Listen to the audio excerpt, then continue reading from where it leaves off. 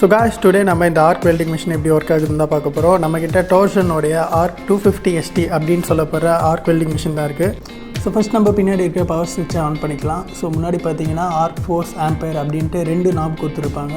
So ஃப்ரண்ட்டில் பார்த்தீங்கன்னா ஒரு டிஸ்பிளே இருக்கும். அண்ட் இதில் பார்த்தீங்கன்னா ஆர்க் ஃபோர்ஸ் அண்ட் ஆம்பயரோட ரீடிங்ஸ் காட்டும். இந்த நாபை நம்ம அட்ஜஸ்ட் பண்ணுறது மூலமாக இந்த ஆர்க்கோடைய பவரை நம்ம இன்க்ரீஸ் பண்ணிக்கலாம். இதில் பார்த்தீங்கன்னா 2 ஒயர்ஸ் வரும். ஒன்று பார்த்தீங்கன்னா கிரவுண்ட் பண்ணுறதுக்காக அண்ட் இன்னொன்று எலக்ட்ராடை ப்ளேஸ் பண்ணுறதுக்காக. நம்ம ஒரு மெட்டீரியலை வெல்ட் பண்ண போகிறோம்னா அதில் இந்த கிரவுண்ட் ராடை ப்ளேஸ் பண்ணிவிட்டு இந்த எலக்ட்ராடை அது மேலே ரன் பண்ணோம் அப்படின்னா இது மூலமாக ஸ்பார்க் கிரியேட் ஆகும்.